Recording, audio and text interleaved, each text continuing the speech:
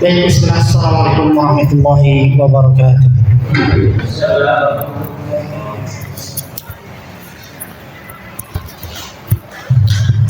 Alhamdulillah, wassalatu wassalamu ala rasulillah wa ala alihi wa ashabihi wa man walah, wa ba'd. Jamaah yang semoga dimuliakan oleh Allah tabaraka wa ta'ala, tak lupa kita panjatkan puji serta syukur kita kepada Allah tabaraka wa ta'ala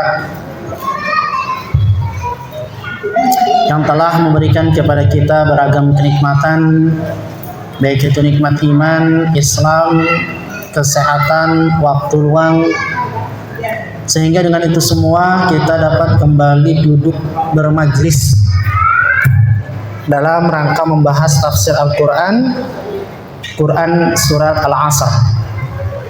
Salawat dan salam semoga senantiasa terlimpah kepada Nabi kita Muhammad sallallahu alaihi wasallam, kepada keluarganya, para sahabatnya, serta umatnya hingga hari kiamat kelak. Pada malam ini kita akan membahas tentang surat Al-Asr, yaitu adalah surat yang ke-103. Al-Asr itu sendiri artinya adalah masa atau waktu. Dan surat Al-Asr terdiri daripada 3 ayat. Adapun berkaitan dengan status surat Al-Asr, maka para ulama telah berselisih. Apakah surat Al-Asr termasuk daripada Makkiyah, yaitu sebuah surat yang diturunkan sebelum Rasulullah hijrah, ataukah dia termasuk Madaniyah, yaitu sebuah surat yang diturunkan setelah Rasulullah sallallahu alaihi wasallam hijrah. Namun mayoritas ulama berpendapat bahwa surat Al-Asr termasuk daripada Quran surat Makkiyah. Itu artinya surat ini diturunkan sebelum Nabi kita Muhammad sallallahu alaihi wasallam hijrah ke mana? Ke kota Madinah. Kemudian Bapak Ibu sekalian, kita lihat di dalam pembahasan kitab Al-Asr itu ada tujuan pokok surat. Mangga dilihat ya, ada tujuan pokok. Di sana diterangkan bahwa tujuan pokok surat yaitu adalah asbabun najati minal khasarah, yaitu sebab-sebab keselamatan daripada kerugian.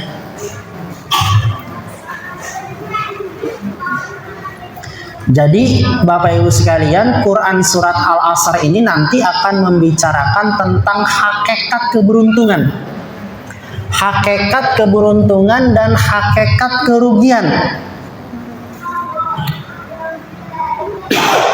Maka oleh karena itu di dalam surat Al-Humazah pada pertemuan yang lalu kita telah diberikan sedikit gambaran tentang usaha orang-orang yang merugi.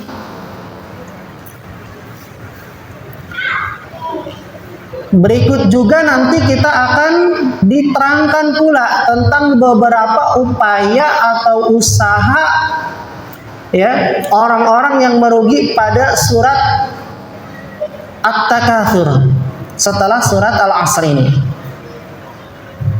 Jadi nanti 3 surat berturut-turut ini kita akan senantiasa diingatkan Bapak Ibu sekalian. Diingatkan oleh Allah tabaraka wa ta'ala agar kita senantiasa ya memberikan perhatian dan tidak terjerumus ke dalam kerugian.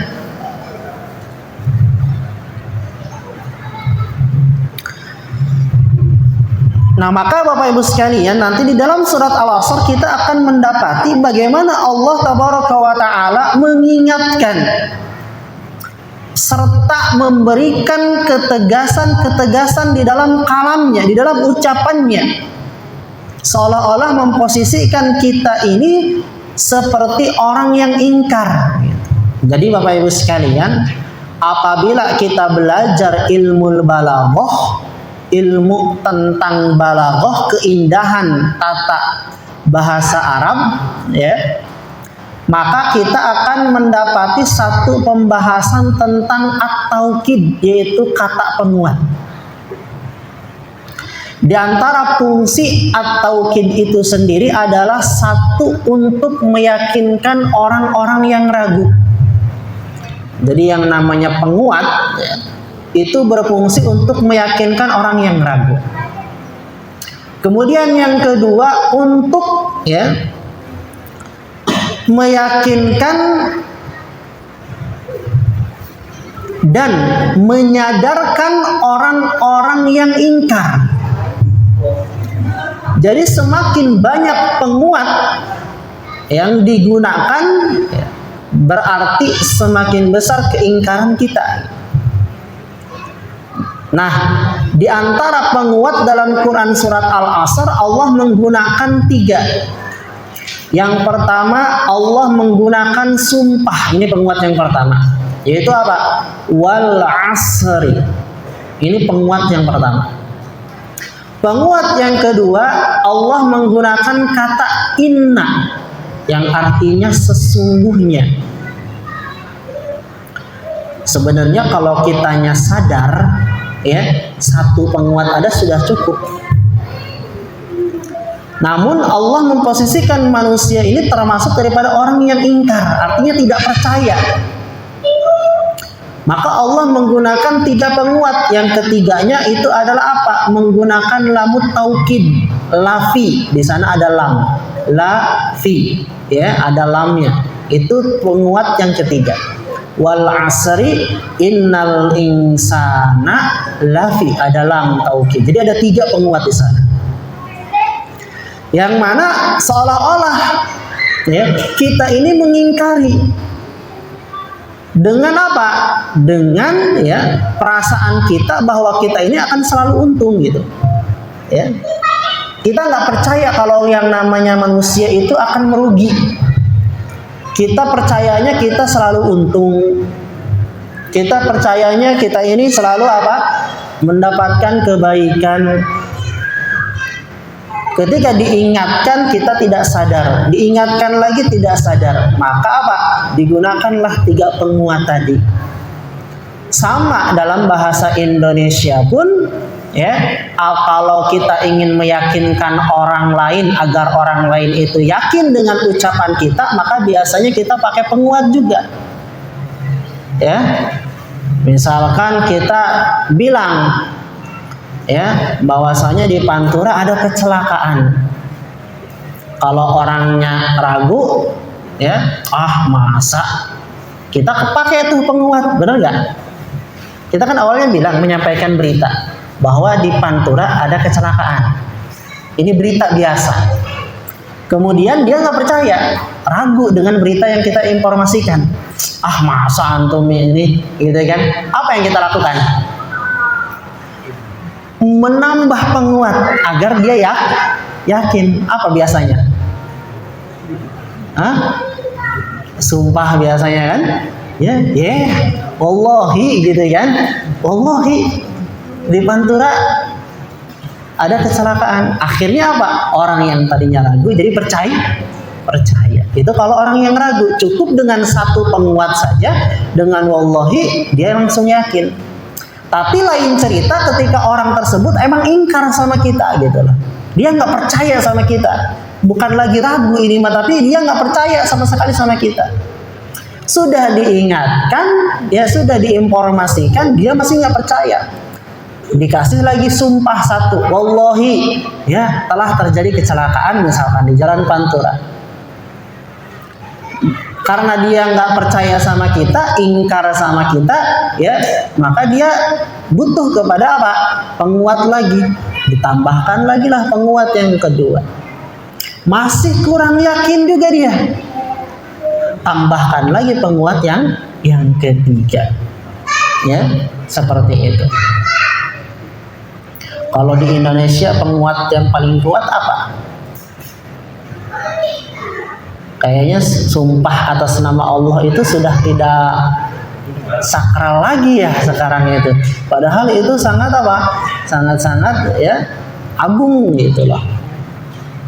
Nah, nanti kita akan bahas tentang bagaimana bersumpah dengan selain nama Allah tadi. Ya. Kalau di Indonesia ada sumpah yang paling tinggi di atas sumpah dengan nama Allah, yaitu sumpah apa? Sumpah pocong kan gitu. Ya. Nah, ini nggak benar ini. Ya, sumpah pocong nggak benar. Yaitu telah memposisikan ya sumpah pocong di atas sumpah dengan nama Allah Tabaraka wa Ta'ala. Kenapa bisa terjadi seperti ini? Jawabannya karena kebanyakan di antara kita selalu apa? Ya, selalu menyepelekan sumpah atas nama Allah, jadinya kehilangan wibawanya. Baik, kita lanjutkan.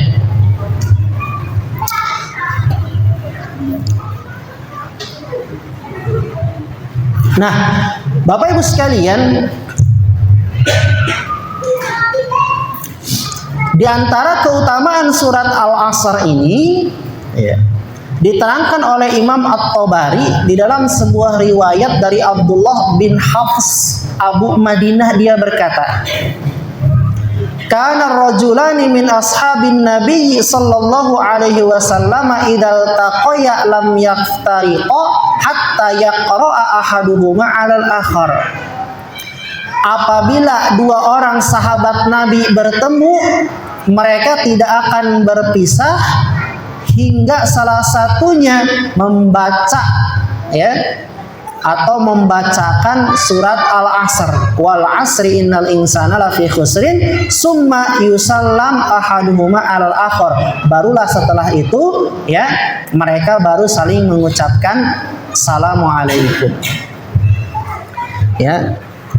Di sini diterangkan hadis riwayat At-Tabrani dalam Al-Mu'jamul Wasit. Jadi dulu ya para sahabat Nabi sebelum mereka setelah mereka berkumpul, bertemu, ngobrol ya, kemudian ketika mereka mau pergi ya biasanya itu suka ada yang membaca surat Al-Asr dulu. Untuk apa? Untuk saling mengingatkan ya, wal 'asri innal insana lafi khusrin illal ladzina amanu wa 'amilus salihati dan seterusnya, baru assalamualaikum gitu. Mungkin ini adalah dalil yang sering dipakai waktu kita SD. Ya. Sebelum pulang baca surat Al-Asr dulu kan. Sebelum pulang teh, ayo duduk yang rapih, baca surat Al-Asr kan. Apa fungsinya coba? Diterangkan nggak sama guru SD? Ada guru SD di sini.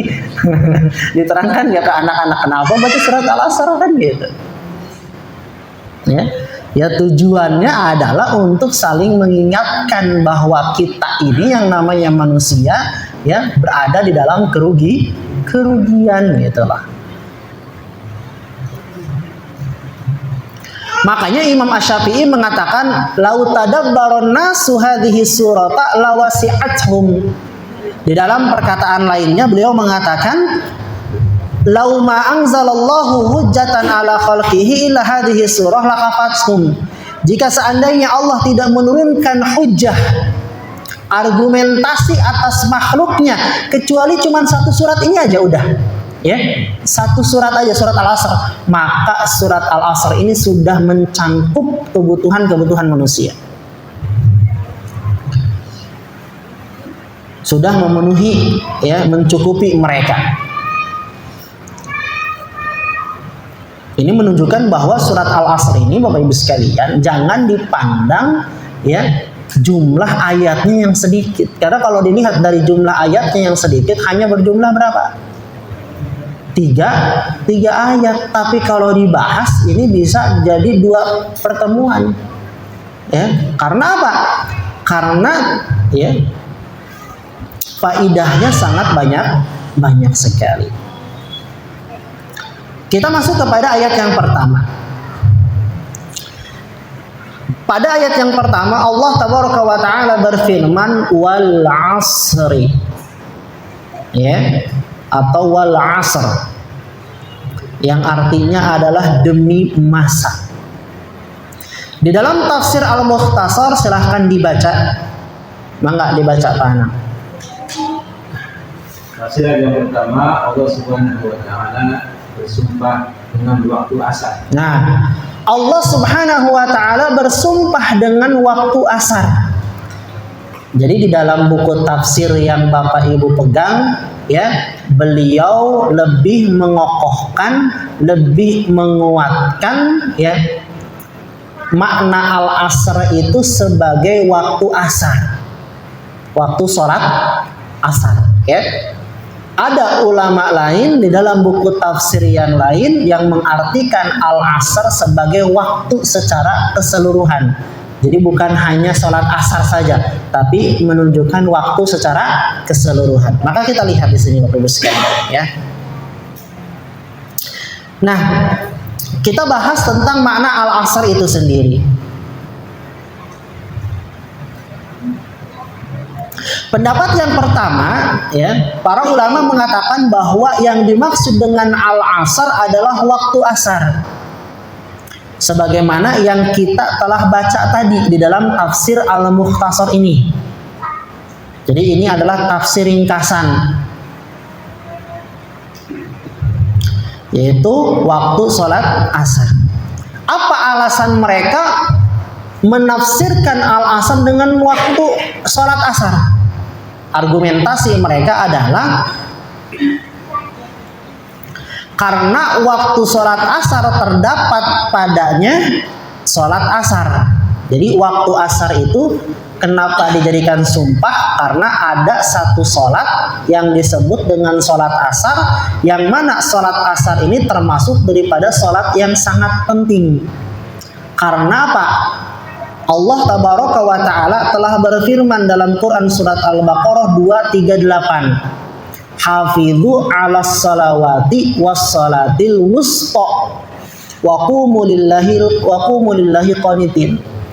Allah berfirman, hafidhu, jagalah, peliharalah semua salat-salat kalian. Hafidhu 'alas salawati, jagalah, peliharalah salat-salat kalian semuanya.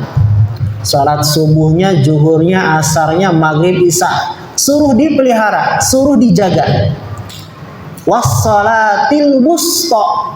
Kemudian setelah Allah menyebutkan secara global, ya, seluruh salat, kemudian diperinci lagi wassalatil wusta, dan salat asar. Kata para ulama menunjukkan apabila dalam Al-Quran kita mendapati Allah berfirman, ya, yang pertama menunjukkan keumuman, kemudian datang kedua menunjukkan kekhususan, berarti ada spesial di sana, ya, ada keistimewaan untuk yang dikhususkan ini. Makanya wassalatil wusta, dan, ya, salat wusta maksudnya salat asar ini, ya. Ini menunjukkan bahwa salat asar ini termasuk adalah salat yang paling penting gitu. Kenapa? Jawabannya adalah karena banyak manusia yang lalai dari mengerjakan salat asar. Ya, banyak manusia yang lalai mengerjakan salat asar. Karena kalau masih asar itu waktu nanggung deh. Ya, nanggung lagi kerja, lagi kotor-kotornya, ditambah lagi capek-capeknya. Biasanya mandi juga lagi kotor kalau dari sawah kan, ya. Pas masuk asar kayak lah mandi mah sore baik kan gitu, dan lain sebagainya. Sehingga banyak orang yang menyepelekan waktu asar, sehingga apa? Ya, Allah Tabaraka wa Ta'ala memperingati, ya, kaum muslimin untuk memperhatikan salat asar gitu. Ya, karena tadi waktu sholat asar ya waktu-waktunya letih gitu, capek, waktu sore hari itu pulang kerja dan lain sebagainya. Maka Nabi pun bersabda dalam hadis yang diriwayatkan oleh Imam Bukhari, beliau mengatakan, man taraka sholatal asri faqad habita amaluhu. Barang siapa yang dia meninggalkan sholat asar, maka terhapuslah amalannya dalam sehari itu. Ini adalah ancaman bagi orang yang tidak mengerjakan sholat asar. Kalau yang terlambat, masbuk dan lain sebagainya masih aman. Tapi bagi mereka orang-orang yang meninggalkan salat asar, ada sebuah ancaman, habita amaluhu, hilang amalannya nantinya. Ini menunjukkan bahwa salat asar memiliki kedudukan di dalam agama kita gitu. Ini berupa ancaman. Di dalam sabda Nabi Shallallahu Alaihi Wasallam yang lain yang diriwayatkan oleh Imam Bukhari dan juga Imam Muslim, Nabi Muhammad memberikan sebuah motivasi. Apa itu? Man shalla al-bardaini dakhalal jannah. Barang siapa yang dia mengerjakan sholat bardain. Apa itu sholat bardain? Bardun itu apa artinya? Dingin. Bardun itu dingin. Bardaini berarti dua dingin. Barang siapa yang melaksanakan sholat di waktu dua yang dingin. Sholat apa aja? Sholat subuh dan sholat asar. Kenapa? Karena subuh dingin awal pagi kan, sedangkan asar udah adem kan, udah adem, udah dingin karena akhir waktu kan. Gitu. Maka kata Nabi, barang siapa yang dia melaksanakan sholat subuh dan sholat asar, ya, maka dia akan masuk surga. Ini adalah apa? Ya, keutamaan yang berkaitan dengan sholat asar. Inilah yang menjadikan argumentasi alasan para ulama menafsirkan wal asri dengan waktu sholat asar. Karena sholat asar memiliki kedudukan di dalam agama kita, memiliki keistimewaan, ya, seperti yang disabdakan oleh Nabi dan juga yang difirmankan oleh Allah dalam Quran surat Al-Baqarah 2, 3, dan 8. Kemudian Bapak Ibu sekalian, ya, ada ulama lain juga yang berpendapat, ya, bahwasanya apa? Kenapa Allah Tabaraka wa Ta'ala bersumpah dengan waktu asar? Kita tahu yang namanya waktu asar itu adalah akhir waktu kan? Ya, yang mana sebentar lagi akan apa? Akan terjadi pergantian hari. Ya.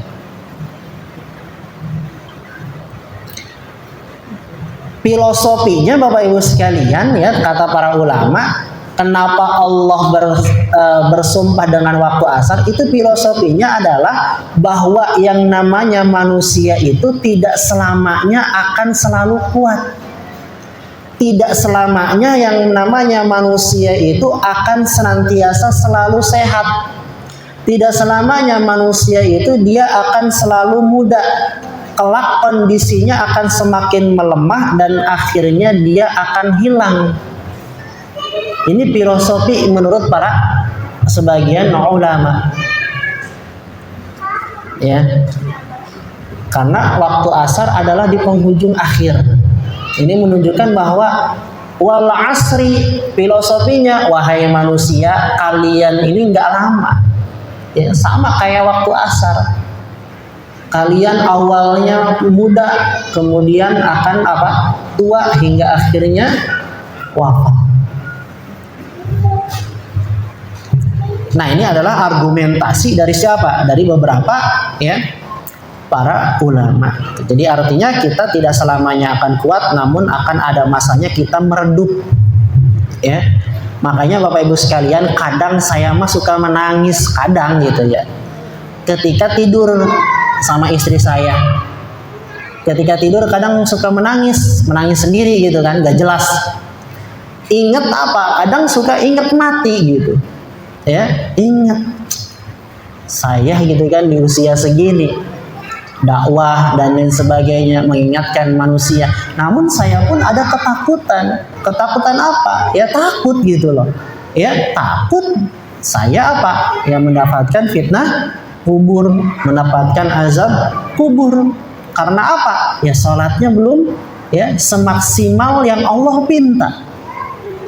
Syukurnya belum semaksimal yang Allah perintahkan. Makanya apa? Kita harus banyak-banyak meminta kepada Allah, Allahumma a'inni ala dzikrika wa syukrika wa husni ibadatika. Ya Allah, tolong saya ya Allah untuk senantiasa mengingat-Mu. Karena apa? Mengingat Allah ini Bapak Ibu sekalian, coba bayangkan, kita renungkan dalam sehari, kita ingat Allah nggak? Kayaknya mayoritas pikiran kita itu dunia. Apalagi sekarang lagi musim panen kan, untung, nggak inget sama Allah mah. Harusnya kita inget, alhamdulillah, ini semua atas nikmat Allah kita dapat panen. Coba, kadang kita lupa nggak ngucapin alhamdulillah ketika kita panen, karena di otak kita hanya apa? Hanya keuntungan duniawi. Sampai kita lupa mengucapkan alhamdulillah. Kadang habis makan pun kita lupa nggak berzikir. Ya minimal kita ucapkan alhamdulillah ya atas nikmat yang Allah berikan kepada kita. Namun apa? Nyatanya kita sering lupa gitu loh. Sehingga ada kekhawatiran dalam diri saya, ya, bagaimana jika nanti ketika masuk liang lahat saya diazab? Karena apa? Ya karena hal-hal yang seperti ini gitu. Terkadang ada ya yang kita lupa tidak berzikir, kita lupa tidak ingat sama Allah dan lain sebagainya. Kemudian yang keduanya apa? Allahumma a'inni ala dzikrika wa syukrika. Ya Allah, ya, bantu saya, tolong saya agar saya ini bisa bersyukur. Karena saya selalu sering apa? Kufur akan nikmat Allah tanpa disadari. Kita ini akan ingat nikmat Allah hanya pada saat kita mengalami musibah. Hanya pada saat kita sakit baru ingat. Ya kan?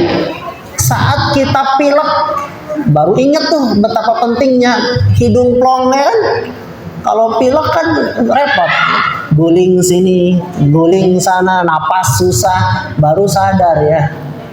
Tapi ketika Allah berikan kesehatan, kita lupa. Kemudian yang ketiganya apa? Wa husni ibadatika, ya Allah, bantu saya ya Allah agar dapat memaksimalkan ibadah. Sholat saja kita masih malas-malasan, padahal sholat berapa menit? Paling cuma berapa menit, tapi berat, benar nggak? Ke masjid nunggu qomat, ya kan? Mending kalau nunggu qomatnya kita sholat sunnah di rumah. Kadang kita pun main HP. Hal-hal yang sepele inilah yang menjadikan yang seharusnya menjadikan kita tuh menangis gitu, bersedih hati. Karena apa? Khawatir akan diri kita, karena kita masuk liang lahat sendirian, Pak. Tidak ditemani oleh yang lain, kita ditanya pun sendirian. Maka kembali lagi ya, nanti dalam Quran surat Al-Asr ini kita ya harus banyak-banyak merenung gitu. Emang surat Al-Asr ini surat favorit kita kalau lagi sholat sunnah atau sholat sendirian di rumah ya. Bismillahirrahmanirrahim. Alhamdulillahirrahmanirrahim. Maliki yaumiddin. Iyyaka na'budu wa iyyaka nasta'in. Waladhdallin. Bismillahirrahmanirrahim. Wal 'asri innal insana lafi khusrin, kan gitu. Kalau enggak Pak, inna a'tainakal kautsar ya. Ya kan, dan lain sebagainya. Mungkin sebagian orang melakukan hal seperti ini gitu. Tapi ya hendaknya dia apa? Ya, memahami bahwa Quran surat Al-Asr itu tidak sesingkat itu. Ya, namun Quran surat Al-Asr ini ya adalah surat yang singkat namun pembahasannya sangatlah panjang seperti itu. Kemudian ya, kita masuk kepada pendapat yang kedua. Pendapat yang kedua mengatakan bahwa Quran surat Al-Asr itu artinya adalah ad-dahru atau waktu pada umumnya. Jadi ada dua pendapat. Pendapat pertama mengatakan wal asri adalah waktu asar. Pendapat yang kedua mengatakan bahwa al-asr ini adalah masa atau waktu secara keseluruhan. Tidak dikhususkan hanya untuk waktu asar, tapi seluruhnya. Yaitu masa atau zaman. Kenapa Allah Tabaraka wa Ta'ala bersumpah dengan waktu? Bersumpah dengan masa? Di sini dikatakan bahwasanya aqsamallahu bihi lima fihi minal ajaib. Allah bersumpah dengan waktu karena di dalamnya terdapat berbagai macam keajaiban. Ya, jadi Allah itu tidak akan bersumpah dengan makhluknya, ya, kecuali si makhluk itu dia memiliki apa? Keistimewaan ataupun kedudukan. Jadi kalau bahasa kitanya mah, tolong perhatikan waktu, wal asri, dan demi waktu, ya, atau perhatikan olehmu, tolong waktu. Kenapa? Karena katanya di sana terdapat berbagai macam keajaiban. Ummatun tadhhabu wa ummatun ta'ti. Suatu umat pergi dan umat yang lain datang. Terus silih berganti seperti itu. Wa qadarun yanfud wa ayatun tadhhar. Takdir berjalan terlaksana, tanda-tanda kekuasaan Allah pun nampak. Wa huwa la yataghayyaru lailun ya'qubu nahar. Sementara ia tetap sebagaimana adanya, tidak berubah. Malam datang disusul oleh siang dan siang pun diusir oleh malam. Fahuwa fi nafsihi ajab. Maka waktu itu sendiri hakikatnya adalah sesuatu yang menakjubkan. Jadi kenapa bersumpah dengan waktu? Karena waktu dia memiliki keistimewaan, memiliki keutamaan, dan juga memiliki, ya, ajaib, yaitu keajaiban atau hal-hal yang menakjubkan. Nah, Bapak Ibu sekalian, ketika kita mendapati perbedaan ulama seperti ini, maka jangan ribut. Kenapa? Karena ikhtilaf, perbedaan ulama saat menafsirkan itu rata-rata kebanyakannya ikhtilafnya ikhtilaf tanawwu. Jadi yang namanya perbedaan, yang namanya perselisihan, ya, itu ada dua. Ada perselisihan tanawwu, ada perselisihan tudon. Ada dua nih. Perselisihan tanawwu artinya adalah perselisihan yang beragam. Jadi tidak saling menggugurkan satu sama lain. Yang kedua ada ikhtilaf tudon. Ikhtilaf tudon itu adalah perselisihan yang saling menggugurkan. Ya, pendapat A menggugurkan pendapat B, pendapat B menggugurkan pendapat A. Dan kata para ulama, mayoritas di dalam tafsir Al-Quran itu datang ikhtilafnya ikhtilaf tanawwu. Jadi kalau kita baca tafsir Al-Quran, ada ulama yang menafsirkan A, ada ulama yang menafsirkan B, ada ulama yang menafsirkan C. Itu sejatinya bukan saling bertabrakan satu yang sama yang lainnya, namun saling mendukung satu sama lainnya. Maka apa? Kalau kita menafsirkan, meyakini dengan tafsiran Al-Asr adalah waktu secara keseluruhan, ya tidak jadi masalah. Karena apa? Sholat asar bagian daripada waktu juga. Kalau kita mengartikan sholat Al-Asr sebagai waktu asar, maka tidak jadi masalah. Karena itu pun ada dalil gitu. Namun, ya, dikuatkan dalam tafsir yang Bapak Ibu pegang ini, ya, penulisnya itu adalah markas tafsir Al-Quran yang nulis itu. Jadi bukan cuma satu orang, tapi sama banyak orang. Ya, nah di sini dikuatkan pendapat tentang Al-Asr itu adalah waktu asar. Nah, maka oleh karena itu, ya Bapak Ibu sekalian, ini belum masuk isya ya. Ini kecepatan ya. Nah, maka oleh karena itu hendaknya bagi kita seorang muslim yang sejati ini memperhatikan waktu, disiplin, ya. Karena apa? Karena disiplin itu adalah bagian daripada apa? Bagian daripada agama kita. Ya. Jadi karakter muslim sejati itu disiplin gitu.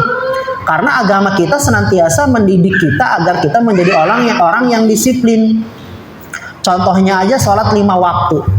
Sholat 5 waktu ditegaskan dalam Quran surat An-Nisa ayat 103. Allah berfirman, Inna sholata kanat alal mu'minina kitabam mawquta. Sesungguhnya yang namanya sholat itu adalah kewajiban yang waktunya telah ditentukan oleh Allah Tabaraka wa Ta'ala. Gak bisa kita ngegeser-geser waktu sholat. Zuhur ke asar, asar ke zuhur, asar ke maghrib, atau asar ke isya, nggak bisa. Ya, Karena apa? Kita mau kuta, waktunya sudah ditetapkan. Dan ini adalah bagian daripada apa? Bagian daripada pendidikan Allah Tabaraka wa Ta'ala kepada mereka orang-orang beriman agar disiplin, agar senantiasa apa? Memperhatikan waktu. Puasa Ramadan, ada waktunya nggak? Ada. Kapan waktu puasa Ramadan? Dari terbit matahari sampai terbenam matahari, dari terbitnya fajar sampai terbenamnya matahari. Boleh nggak kita puasa dibalik? Dari terbenamnya matahari sampai terbitnya fajar, ya nggak bisa. Ini secara tidak langsung kita ini sedang dididik untuk menjadi orang yang disiplin. Manasik haji sama, ya kan? Ada waktu-waktunya. Ayyaman ma'dudat. Waktu-waktu manasik haji sudah ada, sudah jelas. Nggak bisa kita tiba-tiba ya di luar bulan-bulan haji kita pengen apa? Melaksanakan haji, nggak bisa. Di Muharram kita malah mumpung sepi gitu kan, sesorangan, sendiri-sendiri ke sana datangnya. Karena kalau di bulan haji itu bulan apa aja, Pak?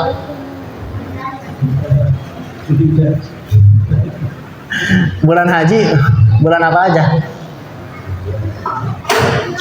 Bulan haji itu Syawal, Dzulqa'dah, Dzulhijjah. Ini sebutnya bulan haji.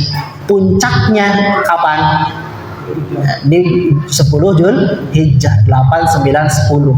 Tapi kalau disebut bulan haji, Syawal, Dzulqa'dah, Dzulhijjah ini sudah masuk bulan haji. Nanti yang namanya haji itu kan beda-beda.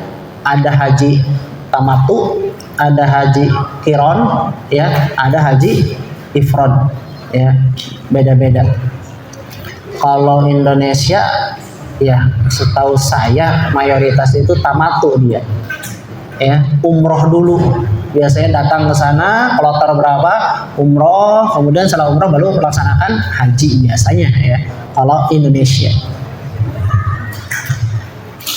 Nah, maka oleh karena itu Bapak Ibu sekalian, ya bahkan di dalam definisi Islam itu sendiri diterangkan oleh Syekh Muhammad At-Tamimi. Beliau mengatakan di dalam kitab Ushul Salasah bahwa yang namanya Islam adalah al-istislamu lillahi bitauhid, berserah diri kepada Allah dengan mentauhidkannya, wal inqiyadu lahu bittaati, tunduk patuh dengan mentaatinya, wal bara'atu minasyirki wa ahli, dan berlepas diri dari kesyirikan dan pelakunya. Ini adalah definisi Islam. Maka seorang mukmin sejati ya dia akan senantiasa apa? Menjaga waktu, perhatian dengan waktu. Karena apa? Karena banyak sekali sabda Nabi SAW yang mengingatkan kita agar perhatian dengan waktu. Di antaranya hadis yang diriwayatkan oleh Imam Bukhari, ni'matani magbudun fihima katsirun minan nasi, as-sihhatu wal faragh. Ada dua nikmat yang sering dilupakan.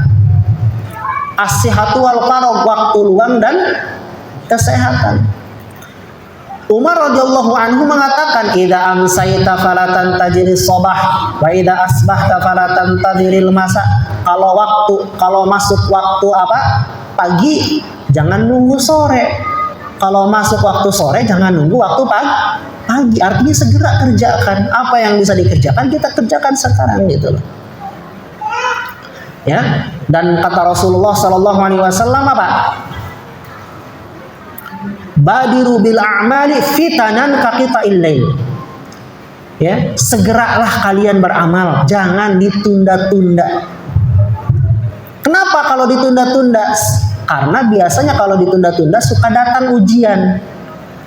Badiru, kata Nabi, badiru bil a'mali fitanan, segeralah kalian beramal. Kenapa? Karena biasanya suka ada ujian yang memberatkan kita, akhirnya nggak lulus ketika melaksanakan amalan tersebut. Misal puasa Syawal, kalau kita kerjakan di awal-awal itu santai, bisa dikerjakan secara berurutan, bisa pula dikerjakan secara terpisah, ya kan? Santai. Tapi coba kalau kita ngerjakannya mepet, Pak, deadline-nya udah 6 hari lagi, kita kerjakan, kejar itu 6 hari full. Masya Allah, Pak, berat, ya kan? Kalau kita ngerjain di awal kan enak, misalkan ya, kita puasa Syawal yang pertama, yang kedua, yang ketiga kebetulan ada acara, yang ketiga kebetulan ada hal lain yang mengharuskan kita batal, ya kan bisa batal karena waktunya masih panjang, ya kan? Tapi ketika kita dipepetkan ke akhir, apa yang terjadi misalnya? Ya bisa jadi kita cuman puasa Syawal berapa hari? Ya, cuman 3 hari, cuman 4 hari. Kenapa? Ya karena waktunya sudah mepet.